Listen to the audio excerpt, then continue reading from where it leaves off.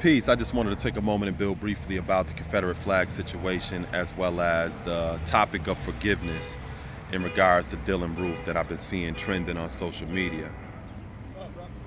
Not much. How you been, bro? Good, good, man. First and foremost, I agree with hip hop artist Killer Mike in saying that you should not see a Confederate flag being flown above a city, county, state, government agency, or public institution such as a public library or public school. The Confederate flag does not reflect America, and those agencies and institutions do reflect America. So if you're not going to equally allow a LGBT flag or RGB flag, red, black, and green, a Nation of Islam flag, or any of these other flags being flown over a city, county, state, government agency, or public institution, then a Confederate flag should not be equally allowed to be flown over these agencies or institutions as well. One of the things that I didn't agree with in regards to the analysis or language that the hip-hop artist Killer Mike used is he referred to Confederate soldiers as treacherous traitors and losers. And I don't agree with that, because I think in all wars, regardless if it's at home or abroad, you have soldiers who lost their lives, who didn't have an understanding of the cause that they were fighting for. You have soldiers who enlisted for various reasons. Some soldiers were drafted and were forced to fight. It didn't mean that they actually agreed with the cause or were fighting for the cause that they died for. And I think that it's always important to acknowledge that loss of life, because on both sides you always have soldiers who were a part of something that they didn't understand, that they fought and they died for. So that's the second thing. So I don't think that it's appropriate to just consider all of the soldiers that fought for the Confederacy that they were traitors and treacherous. Some were out there on the field the same way you have soldiers today in wars that are being fought that are just out on the field.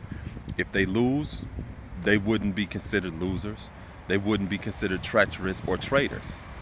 They didn't have an understanding of the cause that they were fighting for. So I think it's always important to leave room and consideration for those particular soldiers on either side of the war.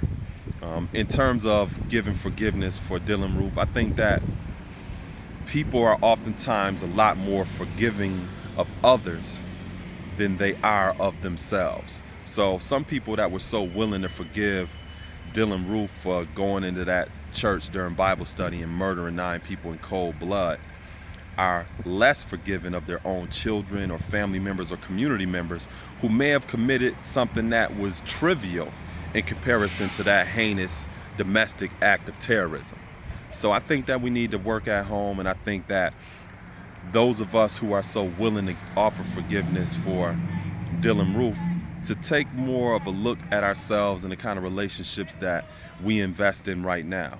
And if we're as willing to forgive our own children, our own family members, and our own community members, then we can start having that kind of conversation about forgiving others. But we need to start at home before we start investing in those type of issues and having those type of conversations about what's going on abroad. You know, there's many different people that I know of personally that were so willing to forgive Dylann Roof, but at the same time, they've been holding a grudge with their own child for the last 15 years. Or one of their own family members, or they not speaking to people that live in their own community, or maybe their own church members that they side-eyeing. But they so willing to give forgiveness, you know, for this young boy, Dylann Roof. So it starts at home. We need to get things more in order at home, and then I think it's appropriate for us to start having this conversation about forgiving other people. Let's learn how to forgive ourselves first. And once we get that down and we're able to understand what that genuinely means, then we can have that conversation about forgiving others. But we need to start at home before we start talking about dealing with stuff abroad. So this was inspiring, it was empowering, it was educating, and gave those of you a little bit more perspective on how I see things in regards to this whole Confederate flag thing, as well as this forgiveness thing about Dylann Roof. Peace.